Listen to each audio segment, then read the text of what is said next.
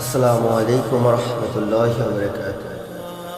মহান রব্বুল আলামিনের দরবারে লাখ লাখ শুকরিয়া যে মহান রব্বুল আলামিন আপনাদের সামনে এসে কিছু কথা বলার তৌফিক দান করেছেন, এই জন্য শুকরিয়া আদান আলহামদুলিল্লাহ। আজকের বিষয় হলো প্রজাপতি।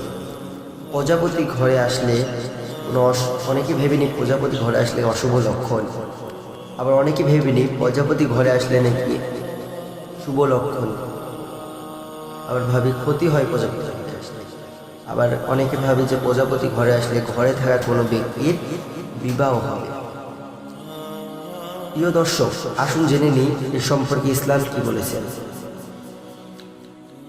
ইসলামে বলা আছে সমস্ত প্রাণী কুলকেই মহান রব্বুল আলামিন মানব জাতির কল্যাণের জন্য, মানব জাতির দেখভাল করার জন্য সৃষ্টি করেছেন। মহান রব্বুল আলামিনের সকল সৃষ্টি অপূর্ব।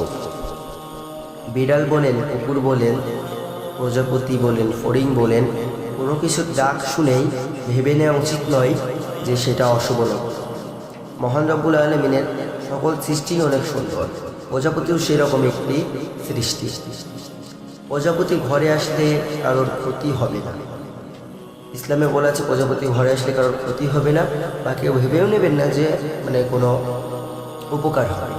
প্রজাপতি ঘরে আসা শুভ লক্ষণও নয়, অশুভ লক্ষণও নয়, কিংবা কারোর বিবাহ হবে না।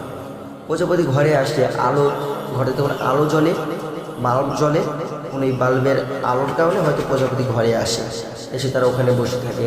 বা ফুলের ঘ্রাণ পাইলে প্রজাপতি ঘরে আসে, ফড়িং ঘরে আসে, মৌমাছি ঘরে আসে।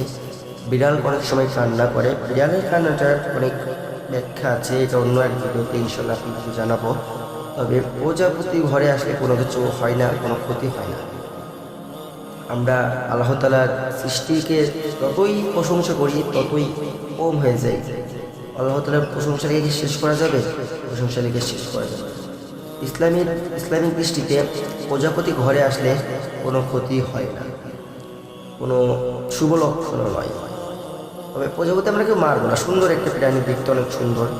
ঘরে আসলো, বসলো, চলে গেল, আমরা ডিস্টার্ব করব না। মহান রব্বুল আলামিনের দরবারে লাখ শুকরিয়া, শুধু শুকরিয়া আদায় করব। এই প্রজাপতিকে দেখে আমরা শুকরিয়া দেব। প্রজাপতি তো কাদের জন্য সৃষ্টি করেছে? প্রজাপতি আপনাদের জন্য সৃষ্টি করেছে। প্রজাপতি আসলে ঘরে কোনো অশুভ লক্ষণ বয়ে নিয়ে আসে, কারোর বিবাহ হয় না। এই ধরনের ইসলামিক ভিডিও পেতে চ্যানেলটি সাবস্ক্রাইব করুন এবং আমাদের চ্যানেলের পাশে থাকুন। ইনশাআল্লাহ নতুন নতুন ইসলামিক ভিডিও পাবেন ইনশাআল্লাহ। আল্লাহ হাফেজ সবাইকে। আসসালামু আলাইকুম রহমতুল্লাহি ওয়া বারাকাতুহু।